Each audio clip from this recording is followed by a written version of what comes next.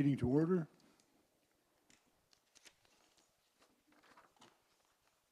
And we'll start with the land recognition.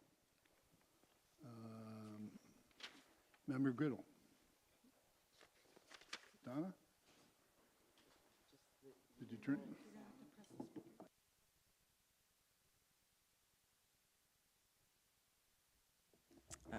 Thank you, Chair Beatty.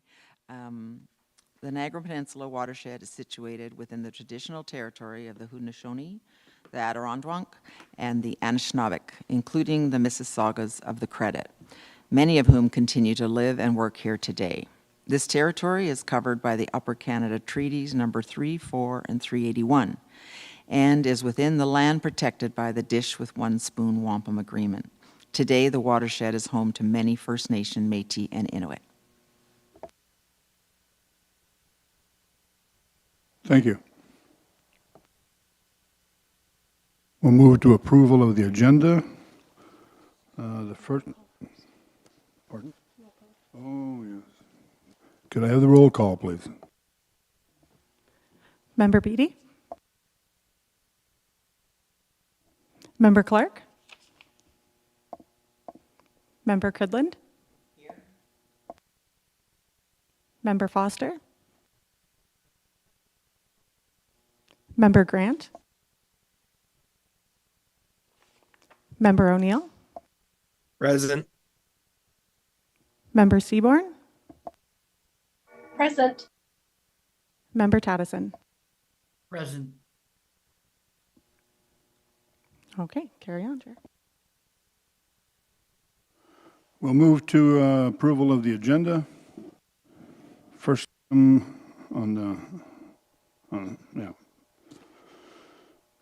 Staff have informed me that the item closed session, item 14,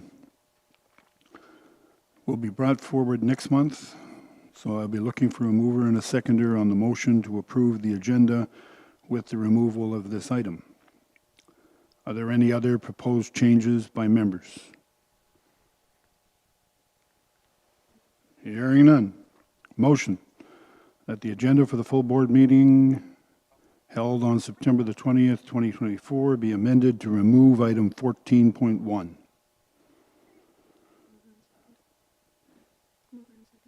Mover and seconder. Member Seaborn, Member Tattison. Thank you.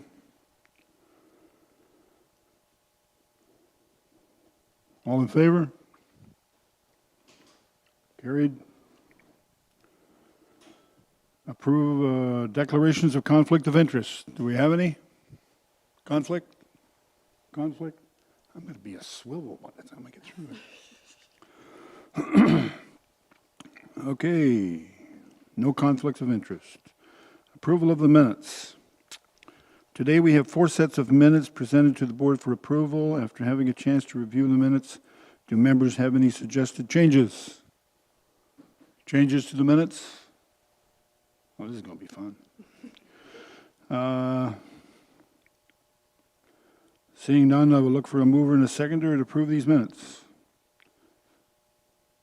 Motion that the minutes of the full authority meeting dated July 19th, 2024, closed session of the full authority, and dated July the 19th, 2024, full authority special meeting dated August the 15th, and the closed session of the full authority special board meeting August the 15th be approved.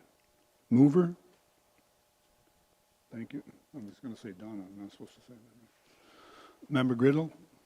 And Member Tattison. Thank you. All in favor? Carried. Now my essay. Chair's update. The NPCA is moving into a busy fall season. We have plenty of exciting events coming up. Tomorrow, the Rear Awakening Sounds from the Forest will take place at Balls Falls Conservation Area, where attendees will participate in the NPCA's first sonic trail work and enjoy a live concert. Those who can't make it tomorrow are welcome to join us for a sonic walk on Sunday, October the 6th at 4 p.m.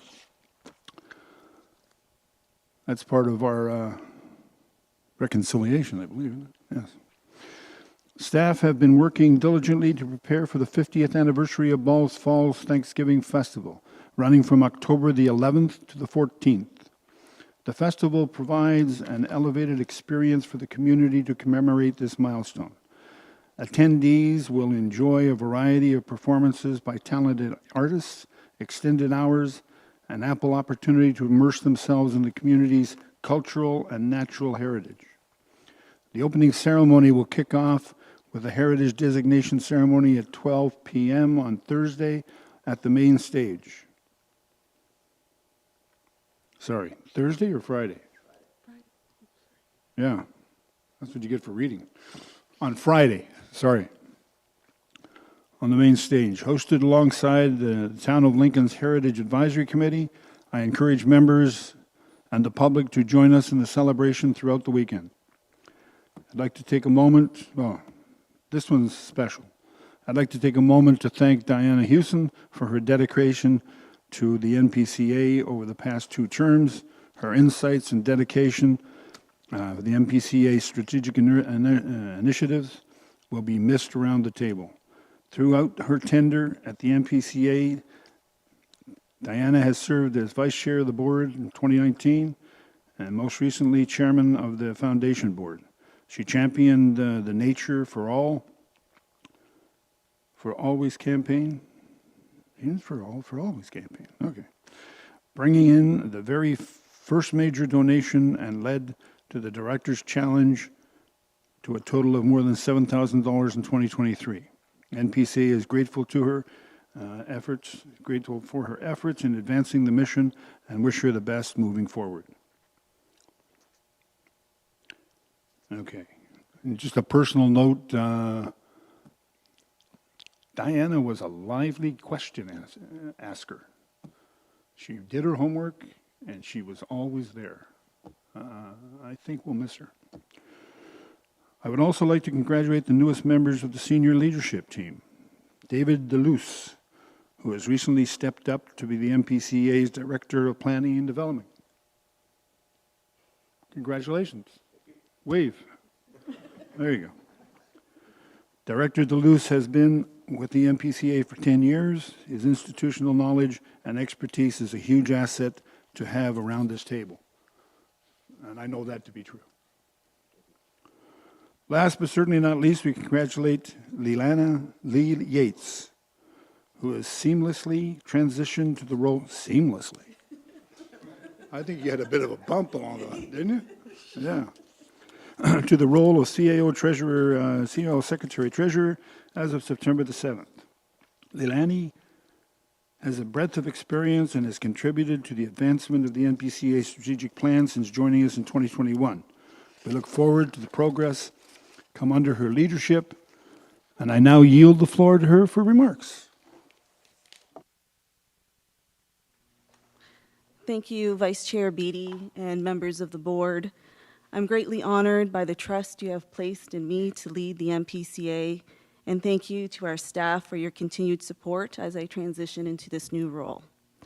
It's a privilege to work alongside such a dedicated team, and I look forward to building on the momentum we've already created. I also want to acknowledge and thank former CAO Chandra Sharma for her leadership in guiding our organization and reinventing ourselves and laying our path forward.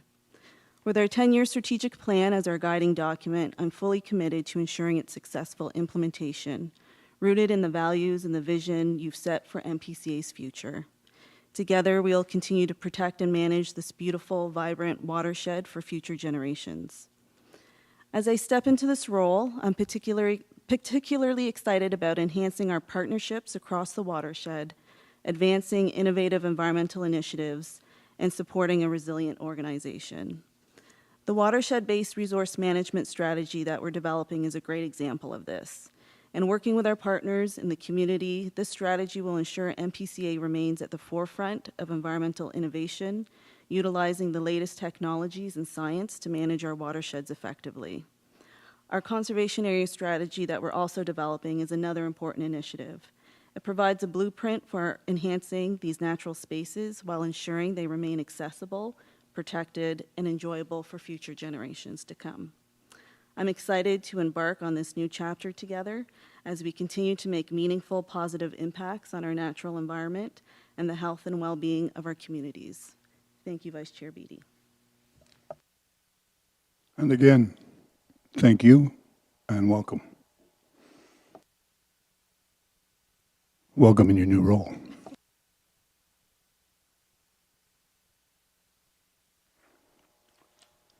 Correspondence. We have 5 pieces of correspondence before us today. I would like to speak to item 5.5 briefly, as we have received a notice from the Niagara region that we will have Councillor Albert Whitteven. That's E, it sneaks up on you.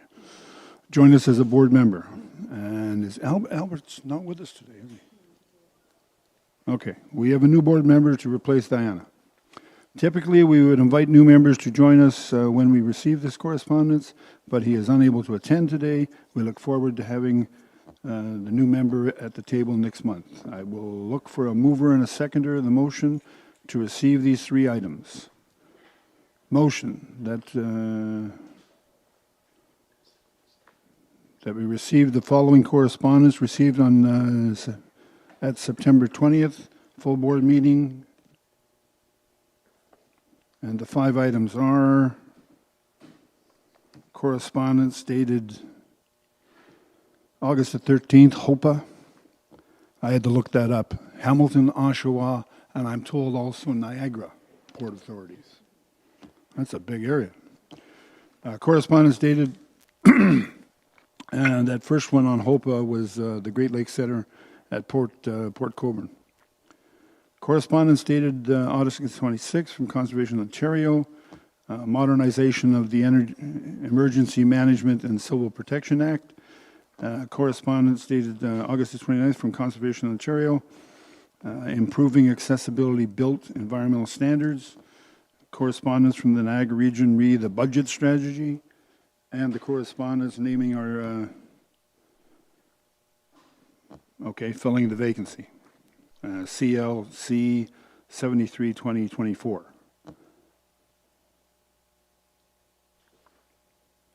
So item 5, we've already had, well, we know who our new member is, and he will be joining us hopefully next month. Is there anything else to be said on number 5? No. Okay. Oh yeah, we got to do that. Yeah. That's at the end. Mover and seconder. Oh. Seaborn, member Seaborn. Yeah, you want a question? Oh, yes. Sorry, I'm sorry. No. Thank you, Chair.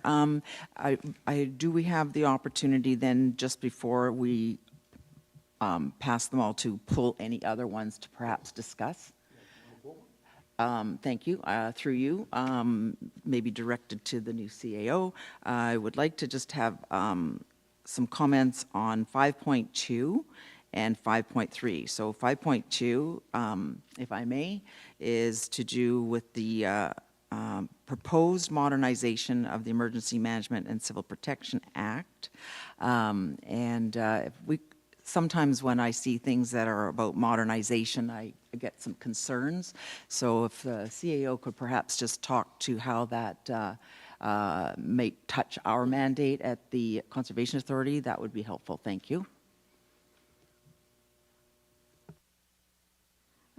Thank you, and through Vice Chair, my understanding is the province is looking at ways in which they can improve communication in the process for emergency response through this proposal.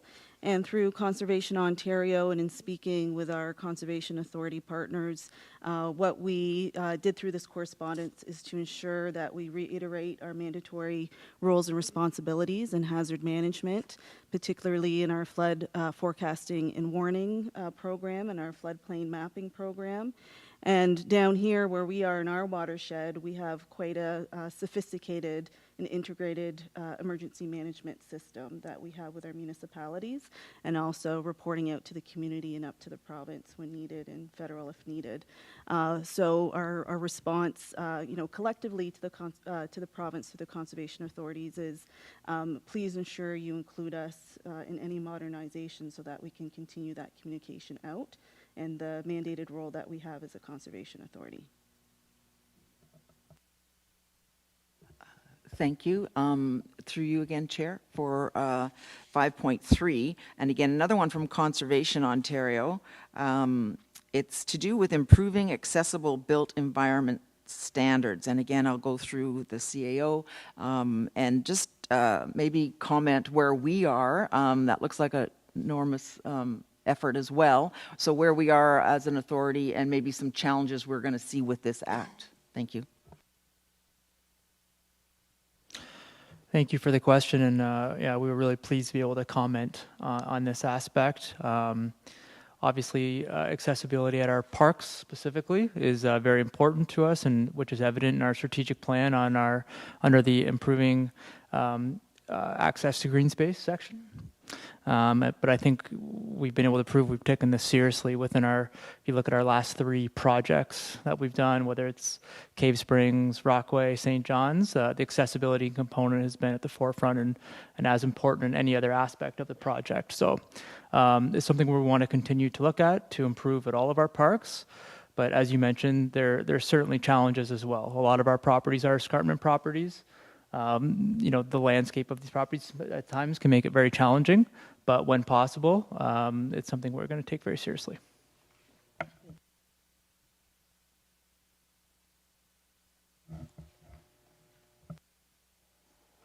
Can I have a mover and a seconder? Hey, Brad, how you doing? Mr. Clark's going to move it. And Member Seaborn's going to second it. Thank you.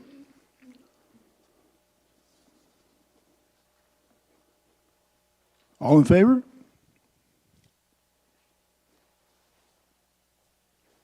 And welcome. You snuck in the back room.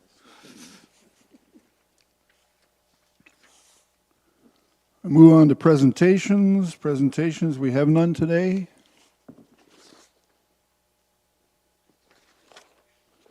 And delegations, we have no scheduled delegations. We go on now to consent items. We have a compliance and enforcement statistics from the second quarter. Report FA 4620. I invite Manager Culp to answer any questions members may have.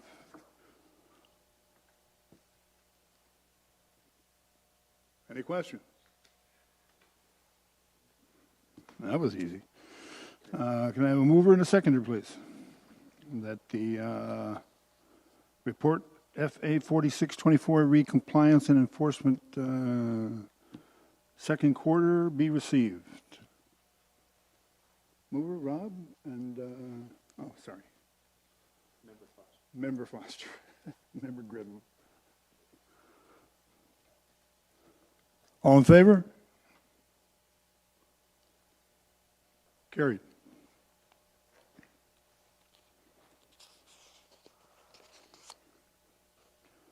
We move now to discussion items. Item 9.1, banking services and proposals. I invite Director Gagnon to provide an overview of FA 4424 for us this morning.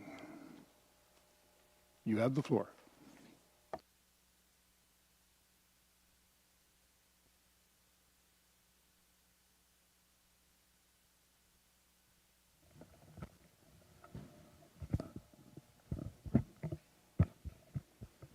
Thank you, Vice Chair. So the purpose of this report is to award a contract to the successful proponent subsequent to a competitive procurement exercise. So NPCA has been with the Bank of Montreal since at least 1996 without ever having been procured competitively. The RFP was issued June the 6th. There were 4 compliant bids, and TD was the successful proponent. The contract award is both for the NPCA as well as NPCF. The recommendation was passed at the Foundation Board meeting on September 12th. It's a 5-year term with an additional 5-year extension upon mutual agreement, given that transitioning to a new financial institution is administratively onerous. NPCA currently maintains accounts at 4 different institutions, so we will be realizing efficiencies by consolidating with one organization. It includes banking, cash management, and investment services. The transition date is proposed to be November 1st, pending approval by this board. The financial implications are not specifically outlined in the board report, given that they fluctuate with transactional volumes and fluctuations within the market. So they're difficult to quantify specifically. All quoted rates, fees, and returns are competitive and within budget provisions. Happy to answer any questions.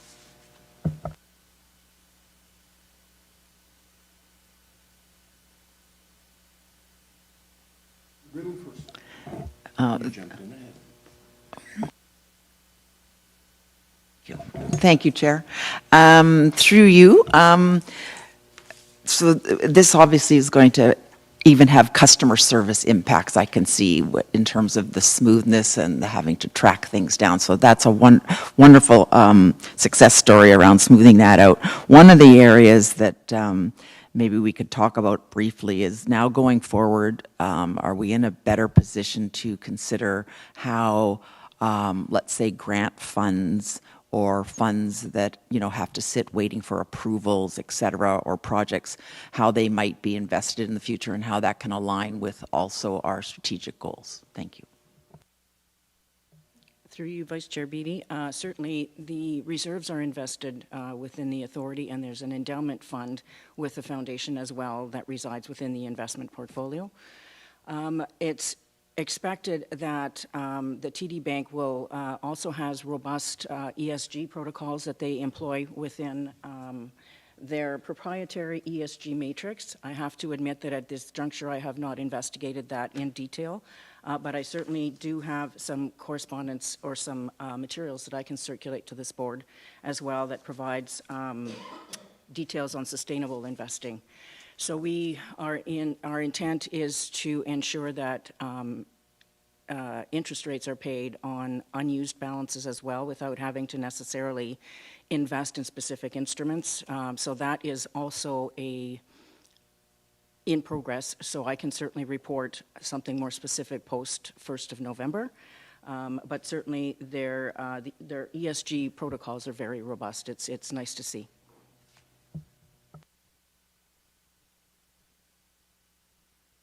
Yeah, thank you. So this is good news, going down to one set of systems, but there's always the devil's in the details as things are going on. So, and my assumption is, of course, is that we have a wide variety of savings / instruments at some of these other institutions as well. I'm just wondering, what's your process that you're going to go through the chair? What's your process you're going to go through just to make sure that we're not losing money on some of these instruments that we may have at this point in time? Through you, Vice Chair Beatty. Certainly we've already met, we had a kickoff meeting with the TD folks, and they came, it was a cast of thousands, so we are setting the process and the procedures that we'll follow to ensure that everything is tracked going forward.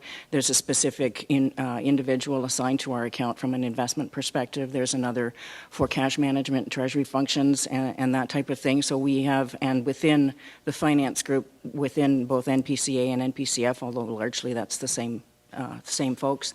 We have identified an individual within our infrastructure that will be monitoring and liaising very closely with the TD Bank to make sure that we are maximizing returns on investment as much as possible and minimizing fees.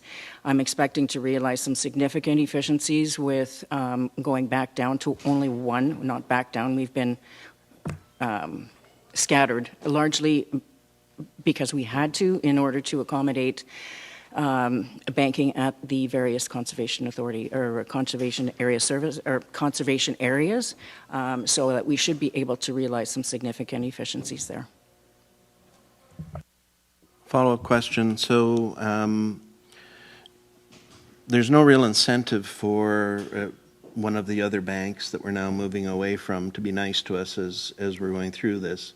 And so I guess my question was along the lines of like do we have, like we've got money in reserves and we have it put away into, I'm assuming, some types of saving instruments and stuff like that.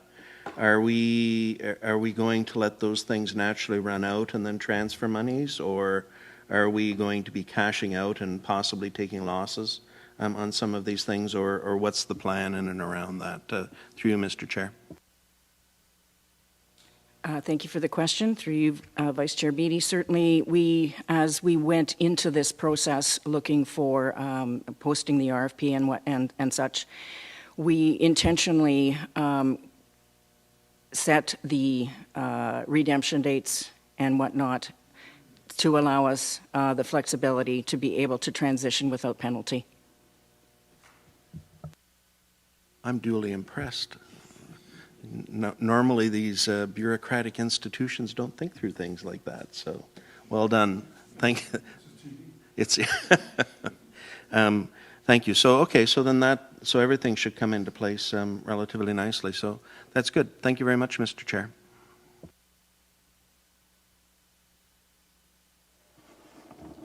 I'll put the motion on the floor that report FA 4424, Banking and Investment Services, be received, that the contract is awarded to Toronto Dominion Bank for banking and investment services be approved, and further staff be authorized to execute all necessary documents and award the contracts. Can I have a mover? Member Taddison. Member Gridlin. Thank you.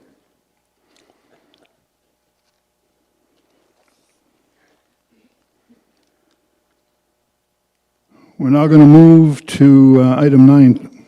Pardon? Oh. All in favor? Thank you. We'll now move to report 9.2, Trees for All update. I invite Senior Manager Vercade to introduce the report outlining Trees for All update for your receipt.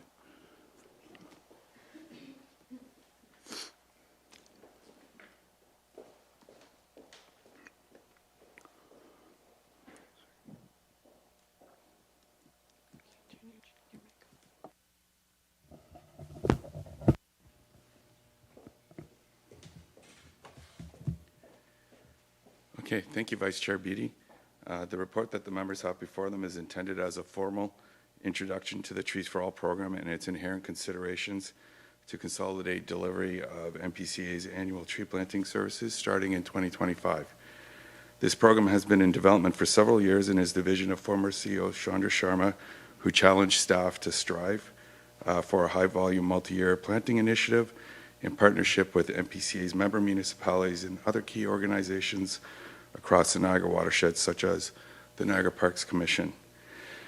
Trees for All is a result of patiently building capacity and mobilizing towards significant greening and other proactive preservation and enhancement of biodiversity in the Niagara watershed by intentionally inventorying tree planting opportunities and strategically pursuing funding collaboratively based upon common planting goals.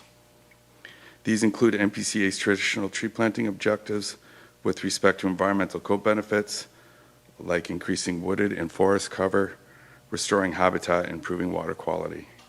We could not present Trees for All to you without acknowledging our various partners' support who have been highly engaged en route to this milestone, and we thank all of them for their efforts in sharing our vision. From our municipal participants, private landowners, suppliers, and various funders, such as the federal government, Forests Ontario, Trees Canada, Ontario Power Generation, and several banking institutions, Trees for All has many stakeholders.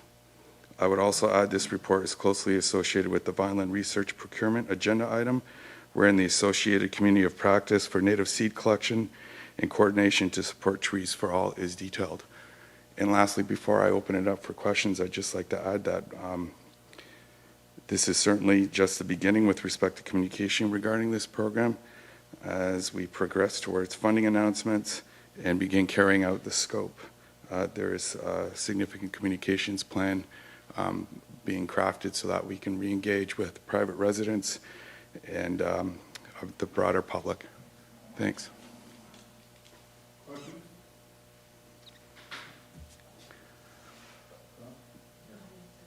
Oh. Thank you, and perhaps that's through to you or to the CAO. So we've been very fortunate, of course, to be able to get our fingers into this major overall program. Do you have any idea what's happening overall with the major projects that are coming into play from the federal government on this? Like, is this being well received? Are we getting a lot of trees in the ground, or do we just not have that information at this time?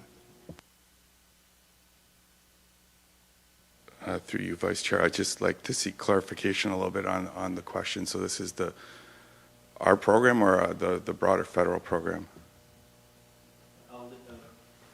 The overall program, but then our own program as well, if you want to detail that. Okay. Yeah, I believe the broader program is getting lots of interest, and there's lots of movement in it. It's a very competitive space. Therefore, our efforts, we've been successful with it in taking advantage of it, and we're poised to plant through our own local program quite a bit thanks to it. So it will definitely help us locally, and it's been helping a lot throughout the province and in Canada broader as well. Yeah.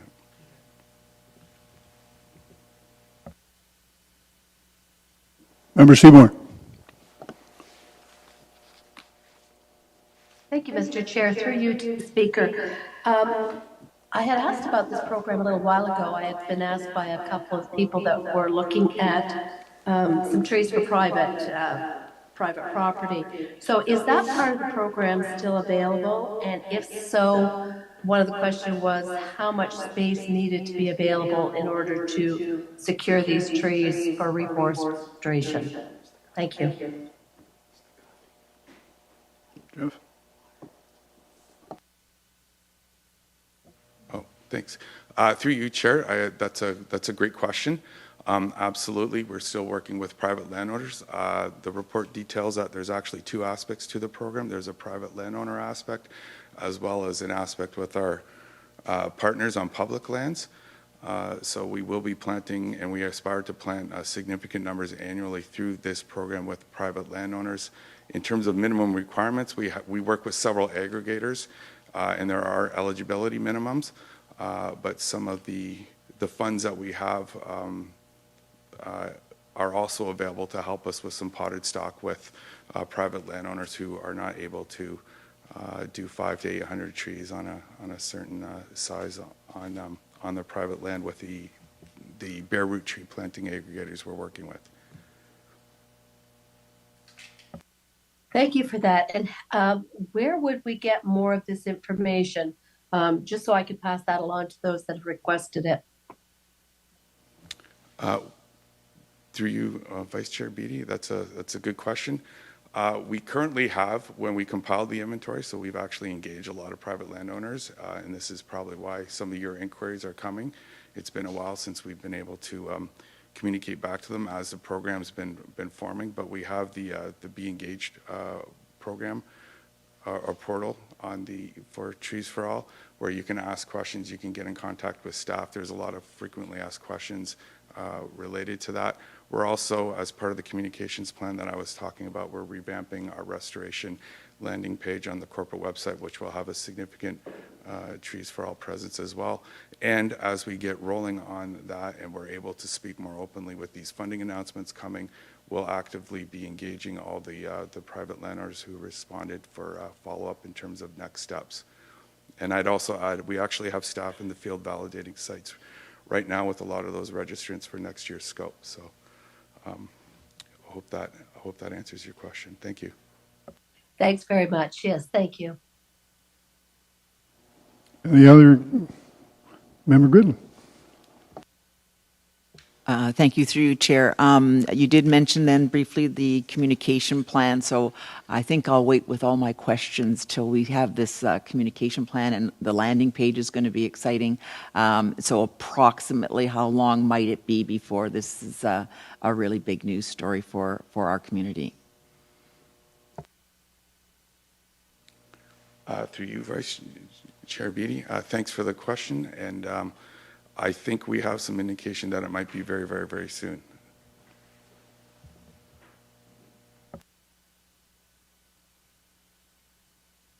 Any other questions? Then the motion is that report FA 4524 Trees for All update be received. I need a mover and a seconder. Rob, thank you. Member Seaborn, thank you. All in favor? Carried. And Jeff, you're up again. On item 9, we're now on item 9.3, the Master Services Agreement with Vineland Research. Thank you, Vice Chair Beatty. So this report, as I mentioned in my introduction to the previous report, they are related. In the Trees for All report update, it mentions developing a community of practice for local native seed collection coordination. So that scope is detailed in this report, as well as some associated goals and objectives with testing feasibility for the authority and partners to grow native trees locally. So part of the seed collection scope is to have a coordinator role associated with this, and it is to recommend that we procure Vineland Research for those services through a master services agreement. So with that, I'll open it up to any questions.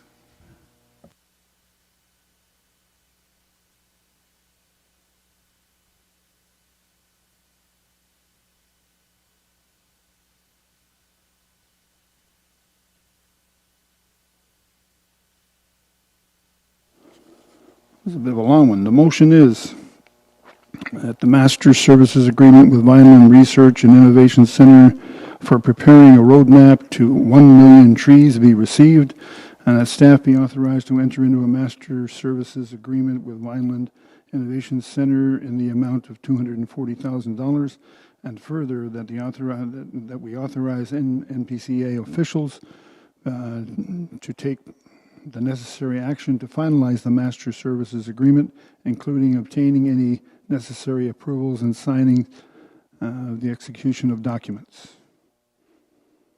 I need a mover and a seconder. Member Taddison, and I see Member O'Neill's up there. Thank you. Moved and seconded. All in favor? Thank you.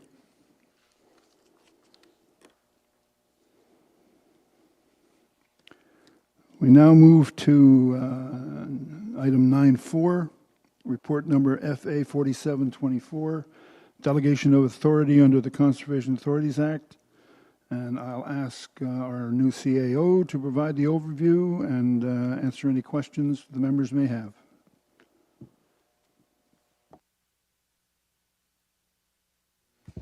Thank you, Vice Chair Beatty. The report before you today You've seen similar ones in the last 3 agendas at the board due to the changing of my position from the Director of Planning to Director of Watershed Strategies, and with the new regulation coming into play effective April 1st. So under the new regulation in the Conservation Authorities Act, and with the promotion of Director Deleuze and myself to CAO, we are seeking that delegated authority to ensure we continue the approvals of our Section 28 work permits, as well as our Section 29 permits for our lands, and administrative reviews, which is a new process underneath the new regulation and changes to the Conservation Authorities Act.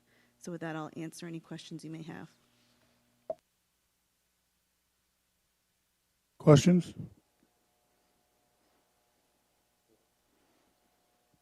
That was easy.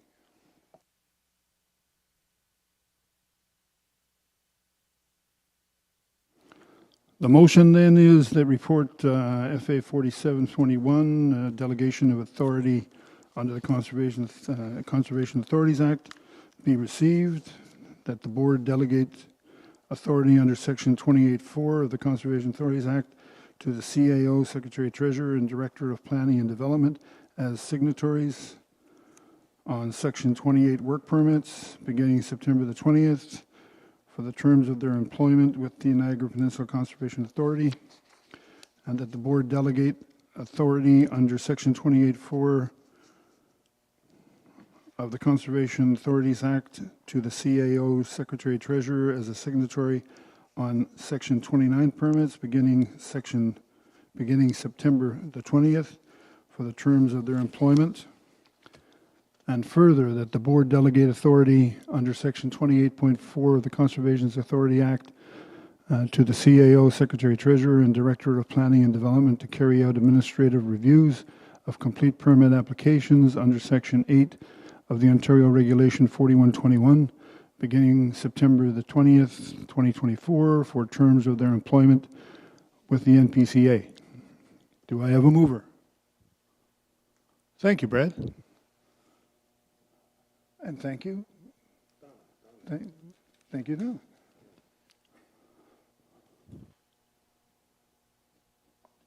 All in favor? Thank you. Now we move to committee reports, item 10. And we have the Finance Committee minutes, and we have the CAO Selection Oversight Committee minutes. Questions or concerns? In that case, the motion then is the Finance Committee that the Finance Committee minutes dated July 24th and CAO Selection Oversight Committee's minutes dated August the 2nd be received. Can I have a mover? Thank you, Rob. Seconder, Member O'Neill. All in favor? Carried. Thank you. Item 11, are there any motions to be brought forward for the board's consideration? Okay, we'll move on. Notices of motion. Does anyone have a notice of motion? New business. We have a verbal update on the Peninsula Conservation Foundation, and Member Gridland, you were to provide that. Chair recognizes you. Thank you, Chair. So a couple items. First, about governance matter. We noticed that in our agenda today, obviously about the resignation of Diana Hewson, so we've appointed our 2 new executive positions. Chair is now Barbara Greenwood, and Vice Chair is Brett Harrington. So we're very excited to get that smoothed out. A couple financial pieces. I think, again, it was mentioned today that there were banks contributing to the Trees for All, and we have the Royal Bank to thank for a $50,000 donation for that program. In addition, we have a micro campaign that was completed and raised over $4,000. And ongoing is submissions to 4 other granting or business organizations for further funds, but that will be ongoing now for us. And coming up is the Balls Falls that we talked about, the 50th anniversary. From the foundation standpoint, there will be a Comfort Maple pen available that is a special edition. So again, just another way to raise awareness for the foundation and obviously conservation in general. So we're going to be excited to have those available. I'm sure we can order them on the website. And I think for the first time as well, there's going to be a 50-50 draw hosted by the foundation to again help the all of the challenges that we have in terms of conservation and to raise awareness for the need for more funds and to help the Conservation Authority with all its mandates. So in terms of restoration, so that draw is going to be made on October 15th during the Balls Falls event. So hopefully we'll see all of you out there. Thank you, Chair. Any other comments or concerns from the board members? Not to that? Okay. Then thank you, Member Curtin. Did you have something, Rob? New business. New business. Oh, under new business. Yes, go ahead.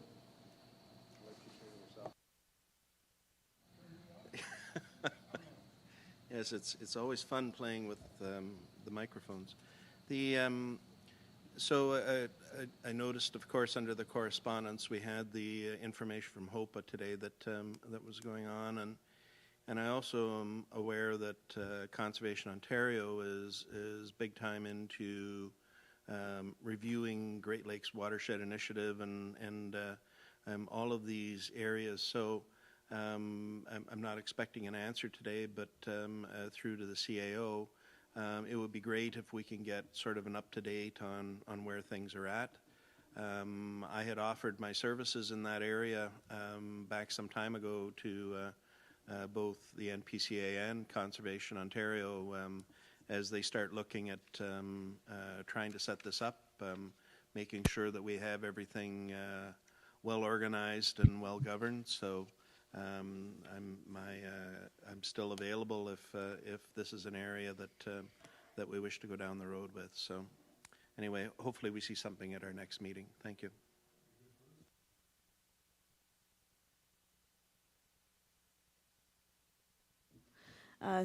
Thank you, Member Foster. Yes, behind the scenes, Conservation Ontario has been working with several conservation authorities to undertake focused research along Great Lakes shorelines. We have been working closely with Conservation Ontario and our neighbors, Hamilton Conservation Authority and Conservation Halton. And I'm hopeful in the next few weeks we're able to make a big announcement on that initiative and that project. And we're in the process of setting up, like you said, the governance and the staffing and the resources to carry out that large partnership across the Lake Ontario shoreline. And while that's going on, of course, we're always keeping a focus on the Lake Erie shoreline and looking for those grant opportunities with some recent announcements to pursue to continue the technical work on that part of our watershed too. Anything else under new business? In that case, we'll move to item 14, which we don't have any business for, so somebody move we adjourn. Member Seaborn, seconded by Member Clark. Thank you, Bradley. We're adjourned.